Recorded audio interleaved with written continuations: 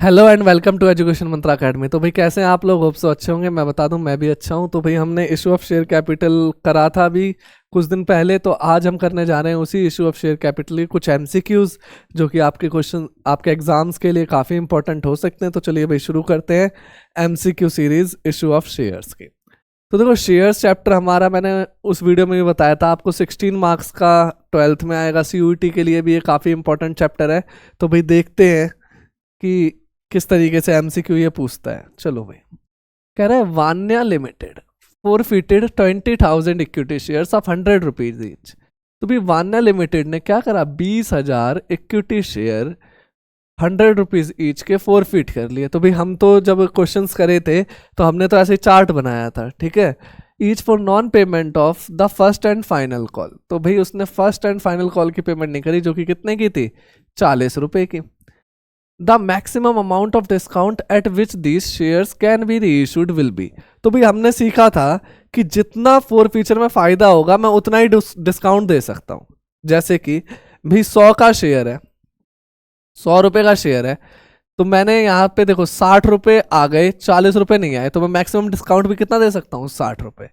एक और एग्जाम्पल देखते हैं। 100 रुपए का शेयर है, भाई उसने 40 रुपए दे दिए, 20 रुपए नहीं दिए, और 20 रुपए मैंने मांगे ही नहीं है। तो बताओ, अब एक बात बताओ, कितने रुपए उसने दे दिए, उसने 40 रुपए दे दिए।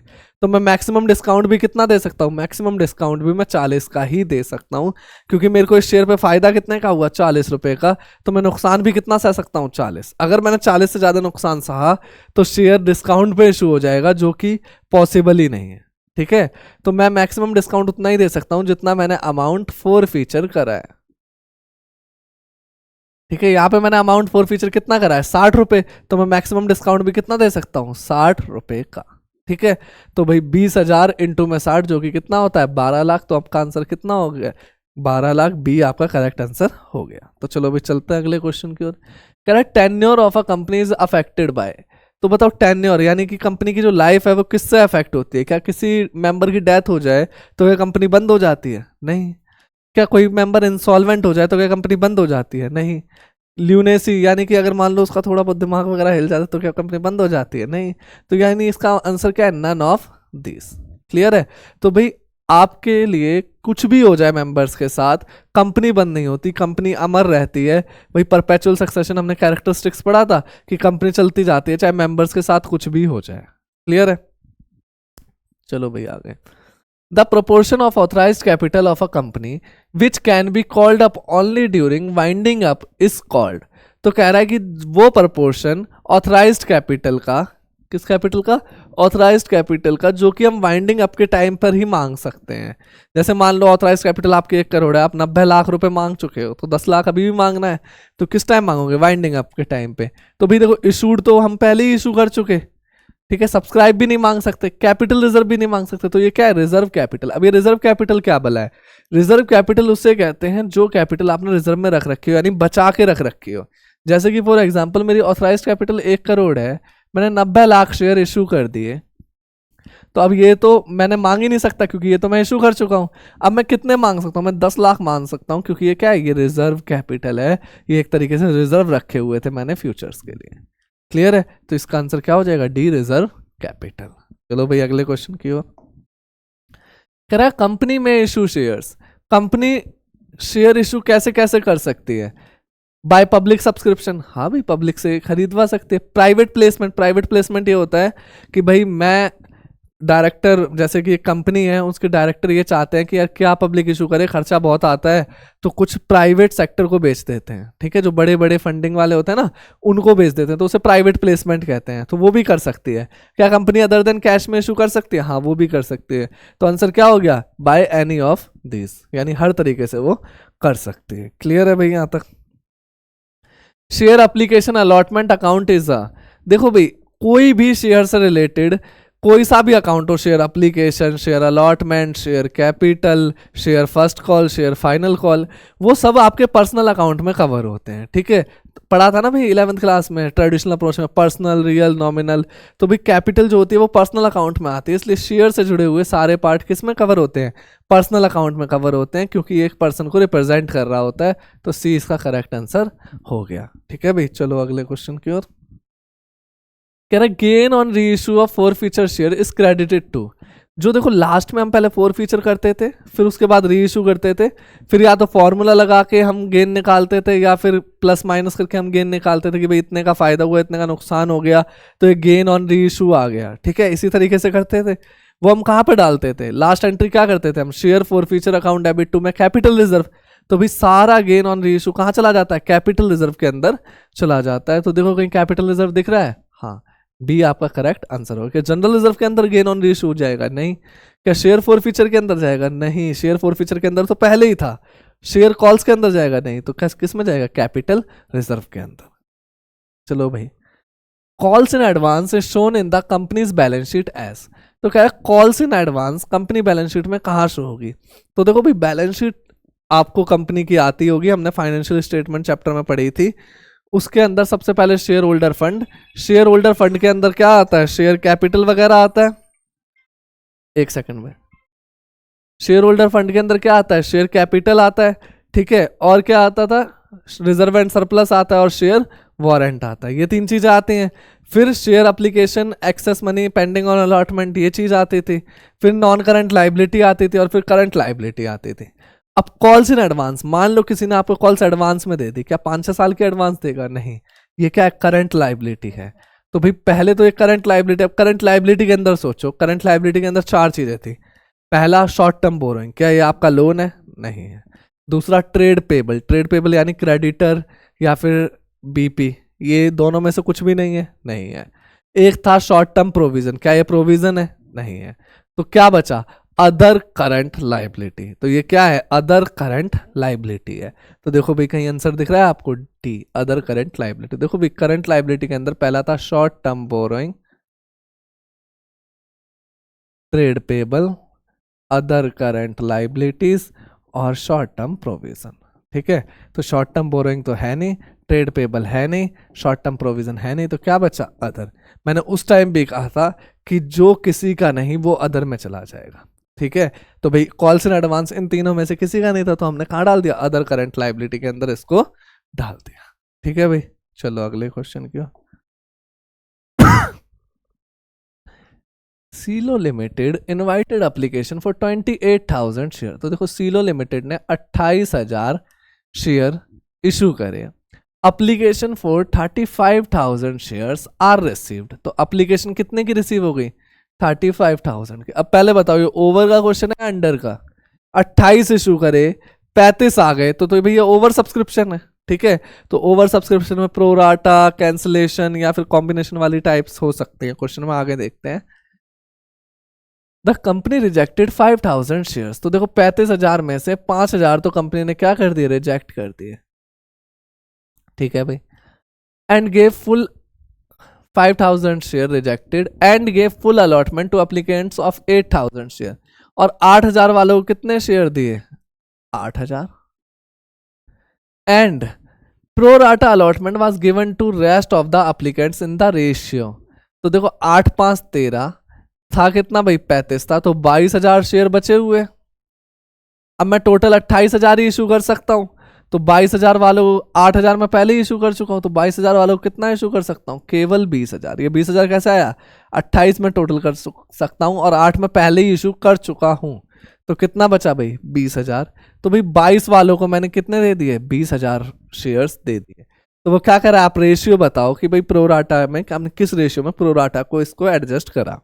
तो देखो 22,000 अप्लाइड है और 20,000 अलॉटेड है।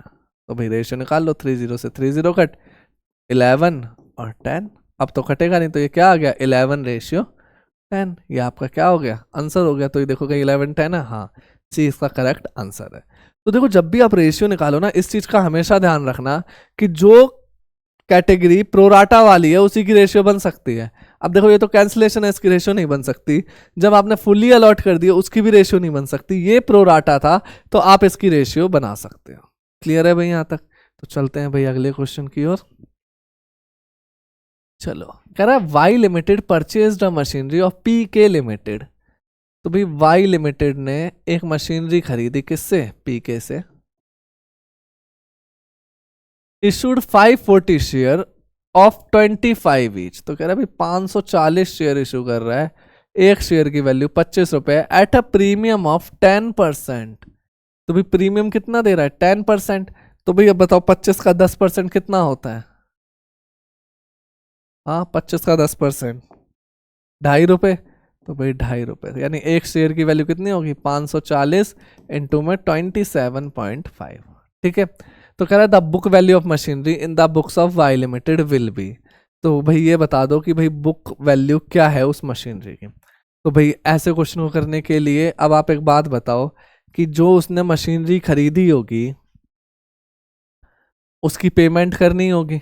हाँ, तो पेमेंट किसके थ्रू कर रहा है? 540 शेयर, एक शेयर की वैल्यू 27.5 रुपए की है, जिसमें से 25 रुपए की कैपिटल और 2.5 रुपए का क्या है? प्रीमियम है।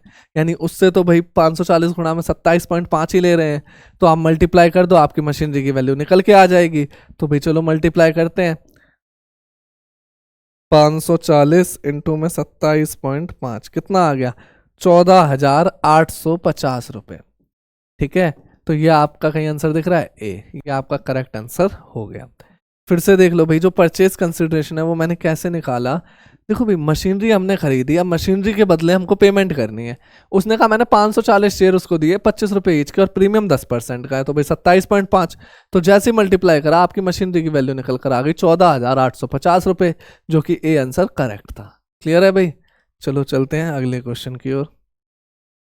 The minimum share application money is. तो देखो, अप्लीकेशन मनी पे मिनिमम आप कितना मांग सकते हो? जैसे 100 रुपए का शेयर है तो हम कहते थे ना 20 रुपए अप्लीकेशन पे, 30 रुपए अलॉटमेंट पे, ऐसे मांग सकते हैं। तो कह रहा है मिनिमम आप कितना मांग सकते हो? तो हमेशा ध्यान रखना 5% ऑफ फेस वैल्यू, ये तो मांगना ही मांगना है, इससे नीचे आपकी एप्लीकेशन कॉल नहीं हो सकती। फेस वैल्यू मतलब शेयर कितने का था? 100 रुपए का, तो उसका 5% यानी 5 रुपए। अगर शेयर 1000 रुपए का होता तो 1000 का 5% यानी कि 50 रुपए। ठीक है, इतना तो आपको मांगना ही है। अगर मैं 40 रुपए मांगना चाहूँ तो मैं नहीं मान सकता, क्योंकि मेरी 5% वाली कंडीशन सेटिस्फाई नहीं हुई। तो हमेशा ध्यान रखना भाई, एप्लीकेशन के टाइम पे 5% of the nominal value, B इसका करेक्ट आंसर है। चलो भाई, अब आगे असर्शन और reason. In the question 11th and 12th given below there are two statement marked as assertion and reason. Read the statement and choose the correct option. तो भाई वो कह रहा है कि भाई दो स्टेटमेंट दी जाएंगे, एक असर्शन दिया जाएगा और एक रीजन दिया जाएगा। आपको उन स्टेटमेंट को रीड करना है, उसके बाद चूज करना है कि भाई कौन सी स्टेटमेंट सही है या गलत है, कौन उसका एक्सप्लेनेशन है या नहीं है। तो चलो भाई देखते हैं। पहला ऑप्शन कह रहा है both assertion and reason are true and assertion is a correct explanation of reason. ठीक है, तो दोनों सही हैं और दोनों एक दूसरे को एक्सप्लेन कर रहे हैं, तो भाई पहला ऑप्शन सही है। दोनों सही हैं, दोनों एक दूसरे को एक्सप्लेन नहीं कर रहे हैं, तो दूसरा ऑप्शन सही है। ठीक है, असर्शन ट्रू अगर पहला सही है और दूसरा गलत है तो भाई तीसरा ऑप्शन सही है, और पहला गलत है दूसरा सही है, मतलब सॉरी रीजन सही है दूसरा सही है, और असर्शन फॉल्स है, यानी कि क्या है? चौथा ऑप्शन ठीक है। क्लियर है? जैसे मैं कह रहा हूं कि मैं कल पढ़ाने 10 बजे गया।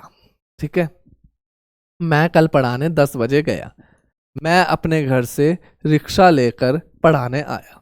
ठीक है, तो भाई मैं क्या कह रहा हूँ कि भाई मैं घर से पढ़ाने 10 बजे निकला। ठीक है, यानी भाई मैं कह तो सही रहा हूँ। ठीक है, तो यह स्टेटमेंट ट्रू है। घर से मैं रिक्शा लेकर आया, तो ये भी मैं सही कह रहा हूँ, ये भी ट्रू है।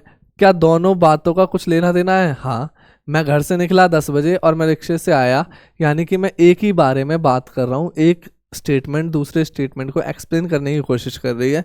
तो assertion and reason both are true, और assertion is the correct explanation of reason. ठीक है, क्लियर है? तो इस तरीके के कुछ क्वेश्चन है, तो चलो भाई देखते हैं। कह रहा है जीरो कूपन रेट डिबेंचर, ये तो भाई डिबेंचर का क्वेश्चन आ गया। Do not carry a specific rate of interest. तो भाई मैंने बताया था आपको, एक जीरो कूपन डिबेंचर होता है, उसमें इंटरेस्ट रेट नहीं होता। सही कह रहा है? हाँ, इंटरेस्ट रेट नहीं होता। उसका इंटरेस्ट कैसे निकालते हैं कि भाई आपने उसको 100 रुपए का खरीदा, देते टाइम उसको 120 रुपए देने पड़ रहे हैं, तो भाई इंटरेस्ट कितना हो गया? 20 रुपए का हो गया। वही होता है जीरो कूपन रेट। ठीक है, जीरो कूपन बॉन्ड। तो भाई ये ठीक है। वो कह रहा है भाई zero coupon rate debenture do not carry a specific rate, नाम ही है जीरो कूपन, तो भाई कोई स्पेसिफिक रेट तो होगा ही नहीं। कह रहा है the difference between the nominal value and the issue price is treated as the amount interest related to the duration of debenture. तो ये भी सही कह रहा है कि भाई जो तो डिफरेंस है इशू प्राइस या फिर अलॉटेड नॉमिनल वैल्यू जो भी है, उन दोनों का डिफरेंस ही उसका इंटरेस्ट कहला देता है। सही है, दोनों एक दूसरे के बारे में बात कर रहे हैं, एक दूसरे की एक्सप्लेनेशन की तरह ट्रीट करे जा रहे हैं, और असर्शन और रीजन दोनों ही ट्रू हैं। तो पहला ऑप्शन सही हो जाएगा, assertion and reason are true and assertion is correct explanation of a reason. तो ऑप्शन ए इज करेक्ट। ठीक है, ये भी ट्रू है, ये भी ट्रू है, और दोनों एक दूसरे की एक्सप्लेनेशन कर रहे हैं। चलो भाई अगले क्वेश्चन पे, forfeiture of a share refer to the cancellation और termination of membership of a shareholder by taking away the shares and right of membership. सही कह रहा है। फोर फीचर का मतलब क्या होता है कि भाई आप उससे मेंबरशिप छीन ले रहे हो, मतलब जो शेयर दिए थे वो आप उससे वापस ले रहे हो। ठीक है, इसी बारे में कह रहा है, यानी ये क्या कह रहा है, ट्रू कह रहा है। कह रहा है सारे राइट आपने क्या कर दिए, टर्मिनेट कर दिए। Four feature share can be री इशूड एट अ डिस्काउंट, ये भी सही है भाई, फोर फीचर शेयर डिस्काउंट पे इशू हो सकते हैं, बट दोनों एक दूसरे को एक्सप्लेन नहीं कर रहे हैं।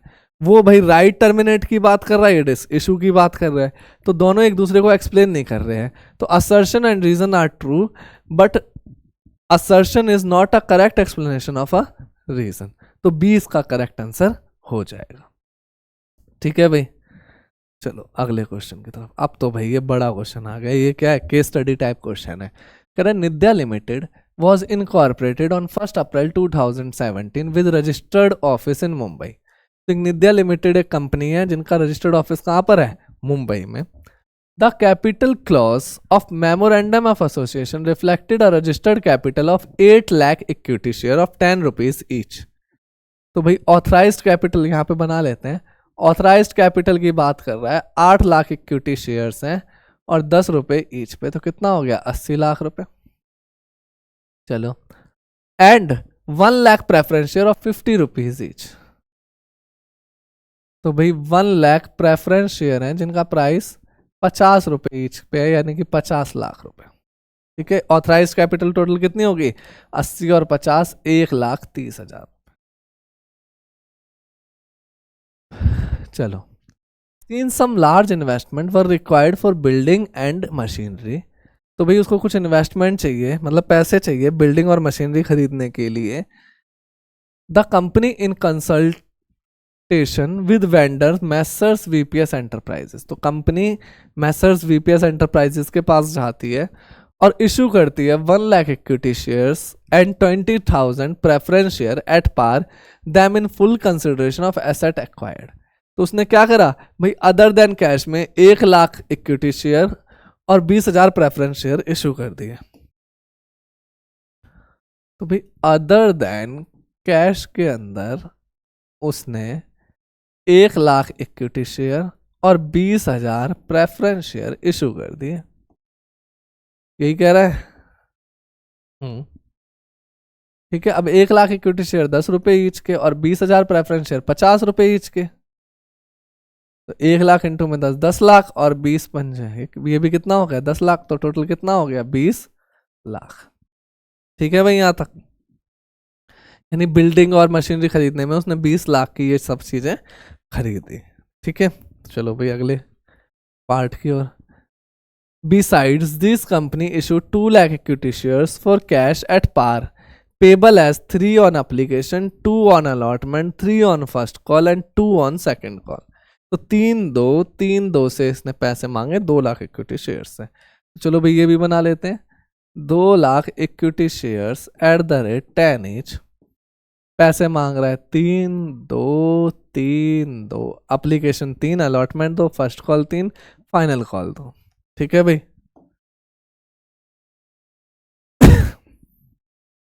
Till date second call has not yet been made and all the share holder, देखो क्या कह रहा है, अभी तक सेकंड कॉल मेड ही नहीं हुई, यानी सेकंड कॉल की तो भाई बात ही नहीं कर रहा है वो। And all the share holder have paid except mister Ajay who did not pay allotment and calls on his 300 shares. तो भी कोई अजय नाम का पर्सन है, उसके पास 300 शेयर हैं उसने ये दे दिया, ये नहीं दिया, ये नहीं दिया, ठीक है। And mister Vipul who did not pay first call on his 200 share. अब विपुल नाम का पर्सन है, उसने अभी तक 200 शेयर पे फर्स्ट कॉल नहीं दी, तो कुछ कुछ एरियर वाली बात कर रहा है, ठीक है भाई।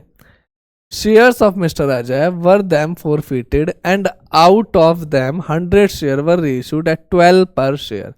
तो कह रहा भाई मिस्टर अजय के शेयर क्या कर लिए हमने, फोरफीट कर लिए, और उसमें से 100 शेयर री इश्यू कर दिए 12 रुपए ईच पे, ठीक है भाई। Based on above information you are required to answer the following question. तो भाई एक केस स्टडी है, हमने इसको पढ़ा और एक चार्ट सा आपने माइंड में बना लिया, यानी कि आप अपनी रफ पेज पे इस चार्ट को बना लोगे कि भाई क्या क्या किया उसने, ठीक है। अब जो वो क्वेश्चन पूछता जाएगा हम उसका जवाब देते जाएंगे, ठीक है। तो ये चार्ट हमारे लिए इंपॉर्टेंट है, तो चलो देखते हैं। Share issue to vendor of building and machinery messrs VPS enterprises would be classified as. तो जो आप शेयर इशू कर रहे हो मैसर्स वीपीएस एंटरप्राइजेस को, वो कैसे क्लासिफाई करोगे? क्या प्रेफरेंशियल अलॉटमेंट है? नहीं। ईसॉप है, एम्प्लॉय स्टॉक ऑप्शन प्लान? नहीं। Issue for consideration other than cash है? हाँ। तो ये इसका करेक्ट आंसर होगा। क्यों? क्योंकि लैंड, बिल्डिंग या मशीनरी के लिए इसका यूज करा गया है, एसेट खरीदी गई है और शेयर्स को इश्यू करे गए हैं, यानी कि अदर देन कैश की कंडीशन को सेटिस्फाई कर रहे हैं, ठीक है। तो सी इसका करेक्ट आंसर हो गया। चलो भाई आगे चलते हैं। How many equity share of the company have been subscribed. तो कह रहा भाई कितने इक्विटी शेयर कंपनी के सब्सक्राइब्ड हैं। तो चलो भाई देखो, एक तो ये सब्सक्राइब्ड है 1 लाख इक्विटी शेयर्स, ठीक है, और 2 लाख ये सब्सक्राइब्ड है। तो 2 लाख और 1 लाख टोटल कितने हो गए? 3 लाख इक्विटी शेयर्स क्या है? सब्सक्राइब्ड है, ठीक है। अब इसमें से देखो फोर फीचर कितने हो गए? 300 शेयर फोर फीट कर लिए, तो फोर फीचर कर लिए तो अब तो ये सब्सक्राइब में आएंगे ही नहीं, और 100 शेयर री इशू कर लिए, ये सब्सक्राइब के अंदर आ जाएंगे। तो भाई अब देखना, 300 शेयर फोर फीचर है और 100 शेयर री इशू है, यानी कि अब भी आपके पास 2,98,000, सॉरी 2,99,800 शेयर अभी भी सब्सक्राइब है। और देखो, और तो कहीं इक्विटी शेयर नहीं थे, ये तो ऑथराइज्ड है। 1 लाख ये, 2 लाख ये, जिसमें से 300 आपने फोरफिट कर लिए, 100 री इशू कर लिया, यानी 200 कम हो चुके हैं। तो भाई 3 लाख में से 200 गए, यानी 2,99,800। देखो कहीं ऑप्शन में है 2,99,800? हाँ, सी इसका करेक्ट आंसर हो गया, ठीक है। तो इस तरीके से वो क्वेश्चन पूछेगा। अगर आपने पहले से चार्ट्स बना रखे हैं, पहले से उसको सॉल्व करने की कोशिश करी हुई है, तो आप धड़ाधड़ आंसर दे दोगे, नहीं तो फिर आपको ढूंढना पड़ेगा कि भाई कौन सी चीज कहाँ लिखी हुई थी, ठीक है। चलो अगले क्वेश्चन की ओर। कह रहा है what is the amount of security premium reflected in the balance sheet at the end of year. तो कितना अमाउंट सिक्योरिटी प्रीमियम रिजर्व का रिफ्लेक्ट होगा? तो अब आ जाओ फिर से उस चार्ट पे। यहाँ पे हमने अदर देन इशू करे, ये तो पार पे करे, तो यहाँ तो कोई प्रीमियम है ही नहीं। ये इशू करा, ये भी पार पे करा, यहाँ भी कोई प्रीमियम नहीं है, तो प्रीमियम तो दिख ही नहीं रहा। बट जब री इशू करा तो 100 शेयर 12 में कर दिए, जबकि शेयर था कितने का? 10 रुपए का। तो भाई प्रीमियम कितने का है? 2 रुपए का। 10 वाला शेयर 12 में बेचोगे तो प्रीमियम कितने का है? 2 रुपए का, यानी 200 का सिक्योरिटी प्रीमियम रिजर्व आने वाला है। तो देखो कहीं 200 रुपए लिखे हैं सिक्योरिटी प्रीमियम रिजर्व में? हाँ, ए इसका करेक्ट आंसर हो गया। तो देखो चार्ट आपको कितना हेल्प करेगा, बस पढ़ते जाओ, चार्ट बनाते जाओ, आंसर देते जाओ, ठीक है। चलो, what amount of share forfeited would be reflected in the balance sheet. तो कह रहा है भाई बैलेंस शीट के अंदर शेयर फॉरफीचर किस अमाउंट से रिफ्लेक्ट होगा? चलो भाई देखो 300 शेयर है, ये चार्ट वहां बना लेते हैं। 2 लाख इक्विटी शेयर 10 रुपए ईच,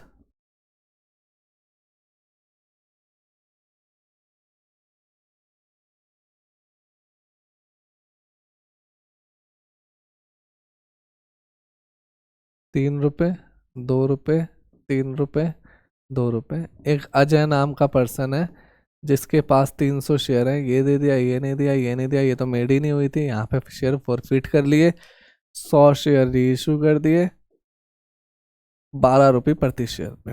ठीक है भाई, तो अब बताओ, पहले तो फॉर्मूला लगेगा, 300 शेयर्स फॉरफिट करे थे और 100 शेयर री इशू करे, यानी फॉर्मूला तो लगेगा कैपिटल रिजर्व निकालने के लिए।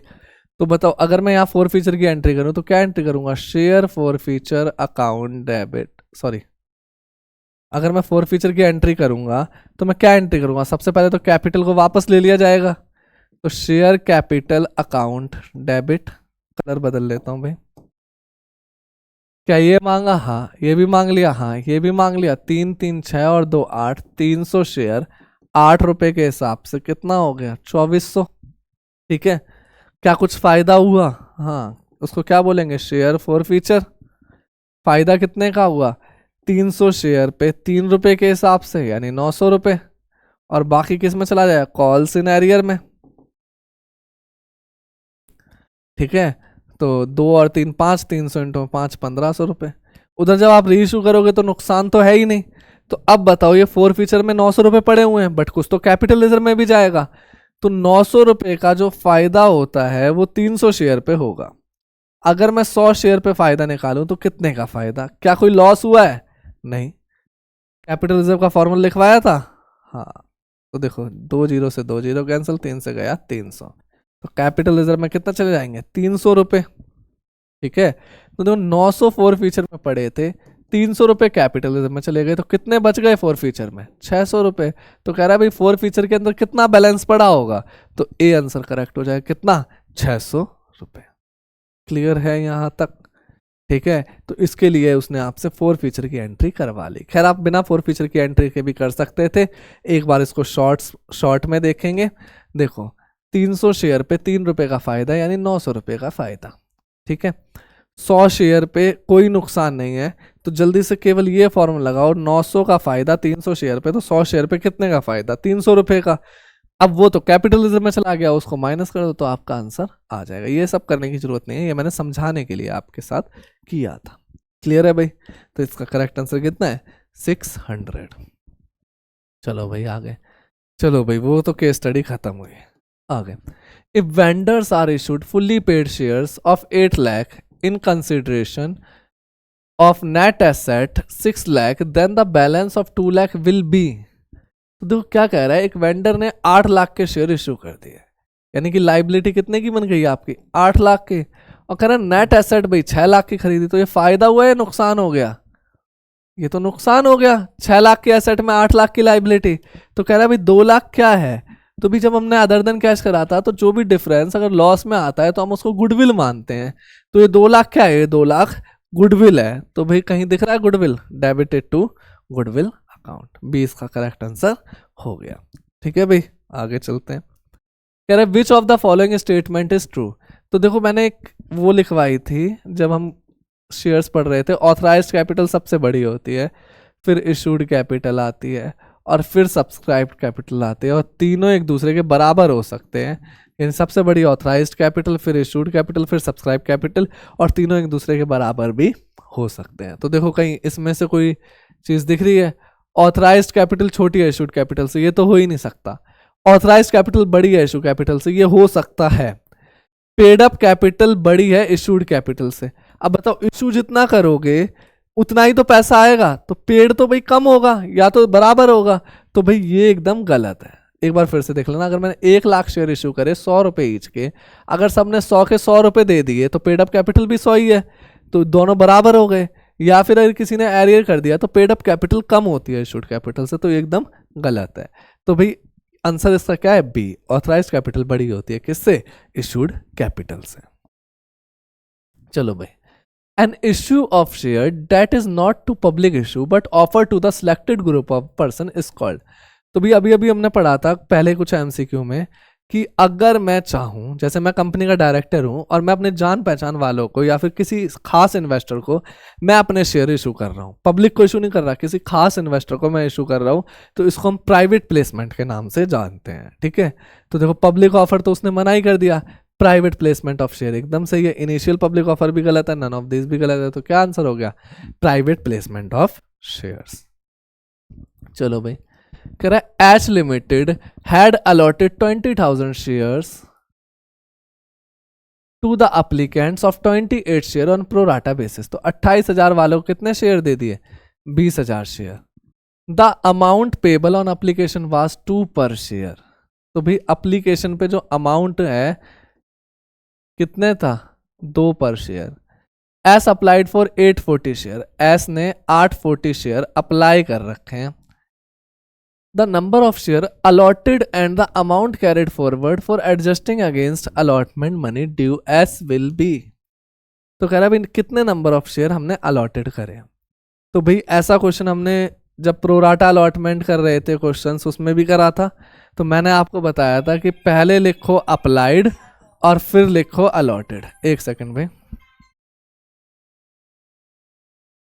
पहले लिखो अप्लाइड फिर लिखो अलॉटेड।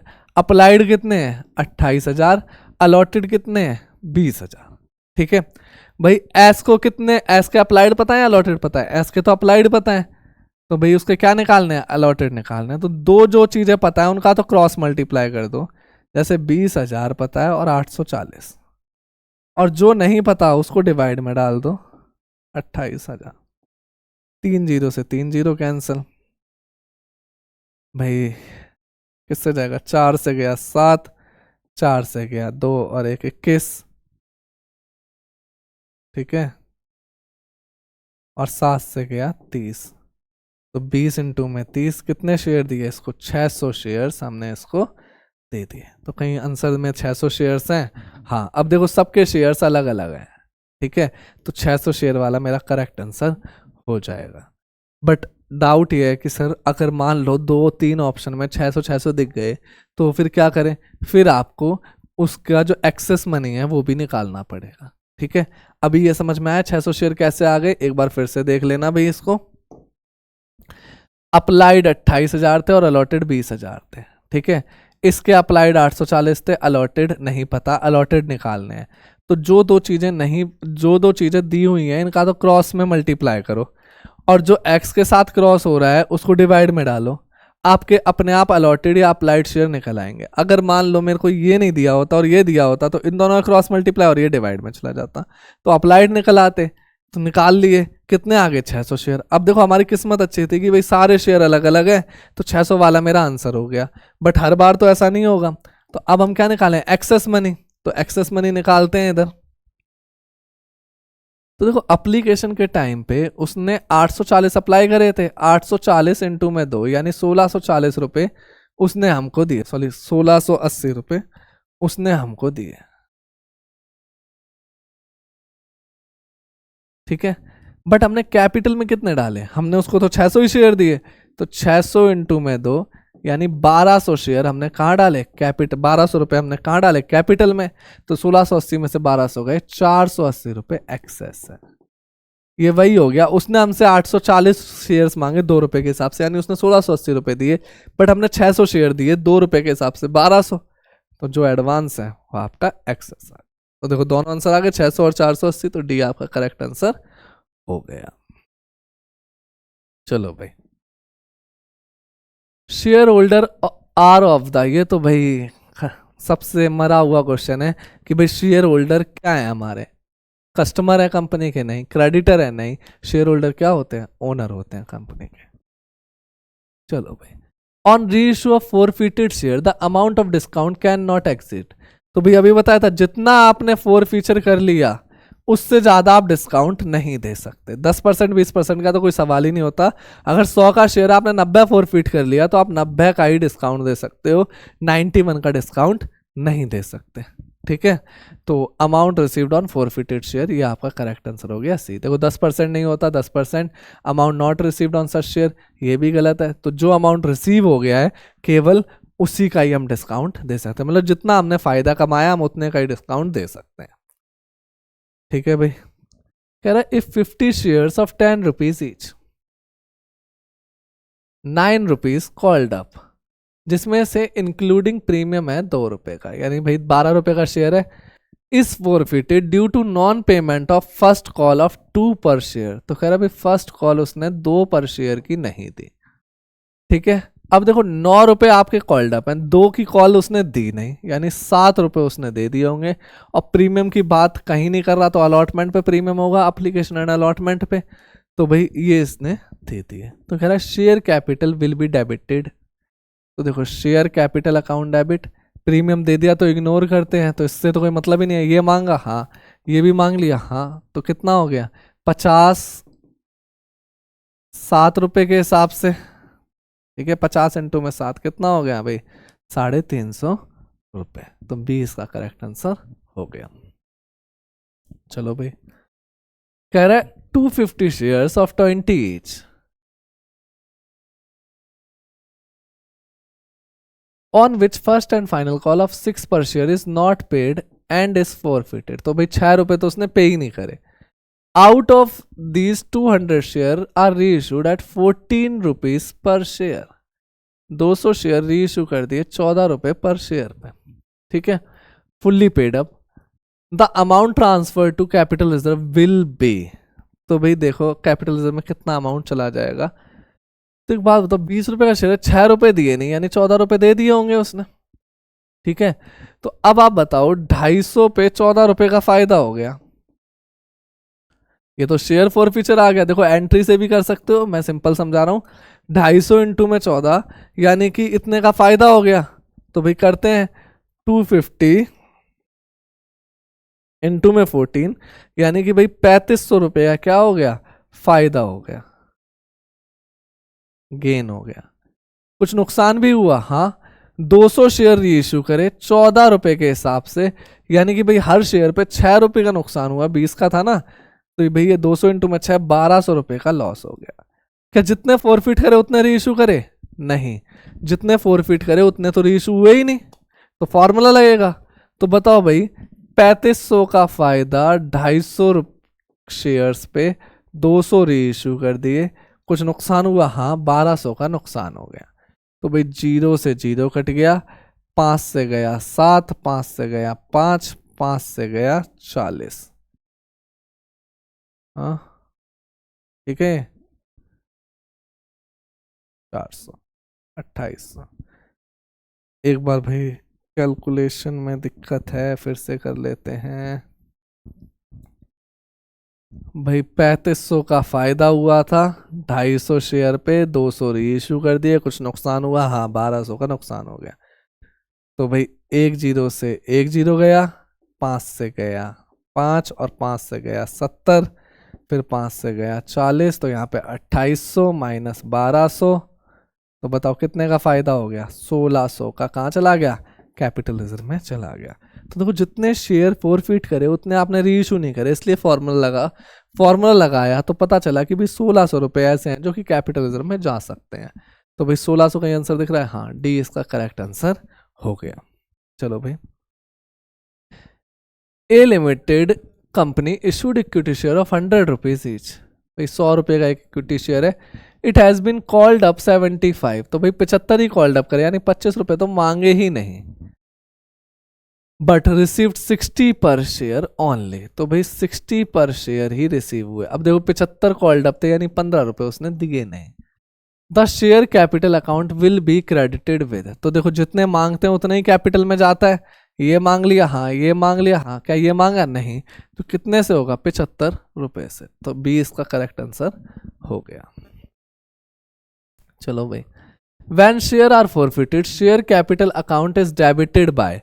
तो बताओ जितना मांगता है उतने से ही करते हैं, जैसे अभी देखो पिछले क्वेश्चन में ये मांगा, हाँ, ये मांगा, हाँ, ये मांगा, नहीं मांगा। तो भाई हमेशा जो कॉल्ड अप अमाउंट होता है उसी से आप क्या करते हो, शेयर कैपिटल को डेबिट करते हो। तो देखो भाई उसने कहा डेबिट किससे करोगे, called up amount on shares. B इसका करेक्ट आंसर हो गया, ठीक है भाई। चलो, Prem limited forfeited 300 shares of 10 rupees each issued at premium of 2 per share for non-payment of the final call of 3 rupees out. देखो अब भाई 12 रुपए का शेयर था, 3 रुपए नहीं दिया, यानी 9 रुपए दे दिए होंगे, जिसमें से 2 रुपए का प्रीमियम है। अब भाई प्रीमियम दे दिया तो प्रीमियम को तो इग्नोर करेंगे, ठीक है। कह रहा है भाई 200 शेयर हमने री इशू कर दिए 11 रुपए ईच पे। तो कह रहा है how much amount would be transfer to capital reserve. तो बताओ भाई 300 शेयर पे फायदा हुआ 7 रुपए का, क्योंकि भाई प्रीमियम को तो इग्नोर करना है। तो कितने का फायदा हो गया? 2100 रुपए का फायदा हो गया। ठीक है, कुछ नुकसान हुआ? नुकसान तो कुछ हुआ ही नहीं, क्योंकि भाई 10 वाला शेयर कितने में बेच दिया? 11 रुपए में, तो नुकसान तो कुछ हुआ ही नहीं। ठीक है, तो अब सीधा क्या लगा दूं? क्या फॉर्मूला लगेगा? हाँ, क्योंकि देखो जितने शेयर फोरफिट करे उतने रीइशू नहीं करे। तो भाई फॉर्मूला तो लगने वाला है, तो फॉर्मूला लगाते हैं कि भाई 2100 का फायदा हुआ कितने शेयर पे? 300 शेयर पे। कितने रीइशू कर दिए? 200। कोई फायदा ना, 2 जीरो से 2 जीरो कैंसिल, 7 टू ज़ा 1400। तो कहीं 1400 दिख रहा है? हाँ, ए इसका करेक्ट आंसर हो गया। तो भाई कैपिटलिज्म निकालना अब तो आसान लग रहा होगा। Discount allowed on reissue of forfeited share is debited to. तो कह रहा है भाई जब री इशू के टाइम पे डिस्काउंट दिया जाता है तो कहाँ डेबिट करते हैं? देखो, जब फायदा होता है तो शेयर फॉरफीचर में, तो जब नुकसान होता है तो वो भी हम कहाँ डालते हैं? शेयर फॉरफीचर में, बस उसको डेबिट कर देते हैं। ठीक है, तो कहीं लिखा है शेयर फॉरफीचर अकाउंट? हाँ, बी इसका करेक्ट आंसर हो गया। चलो भाई, कह रहा है the maximum amount with which the company is registered is called. तो वो मैक्सिमम अमाउंट बताओ जिससे कंपनी रजिस्टर्ड हो सकती है। तो भाई कंपनी रजिस्टर्ड यानी रजिस्टर्ड कैपिटल की बात कर रहा है। Registered capital, authorised capital, nominal capital. ठीक है, उसको हम क्या बोलते हैं? Authorised capital. क्लियर है? ये तो रबड़ है भाई। इसको हम क्या बोलते हैं? ऑथराइज्ड कैपिटल, क्योंकि इससे ज्यादा हम मांग ही नहीं सकते पब्लिक से। ठीक है, लास्ट क्वेश्चन आ गया भाई। The liability of share holder of a public limited company is limited to. तो भाई हमने पढ़ा था कि भाई लाइबिलिटी क्या होती है इसकी? अनलिमिटेड होती है, लिमिटेड होती है? कंपनी में लाइबिलिटी लिमिटेड होती है। तो भाई कहाँ तक लिमिटेड है? तो देखो, अगर आपका शेयर 100 रुपए का है और आपने केवल 60 रुपए अभी तक दिए, तो 40 रुपए नहीं दिए, तो आपकी लाइबिलिटी कितने की है? 40 रुपए की। ठीक है, मतलब कि अनपेड अमाउंट ऑफ शेयर। तो नॉमिनल वैल्यू ऑफ शेयर नहीं, क्योंकि जो दे चुके हैं वो प्राइवेट एसेट तो हो ही नहीं सकता, कॉल्ड अप शेयर कैपिटल भी नहीं हो सकता। जो आपने अनपेड रखा है वही आपकी लाइबिलिटी होगी। ठीक है, तो इसी के साथ भाई हमारा शेयर चैप्टर खत्म होता है। तो भाई वीडियो देखने के लिए धन्यवाद।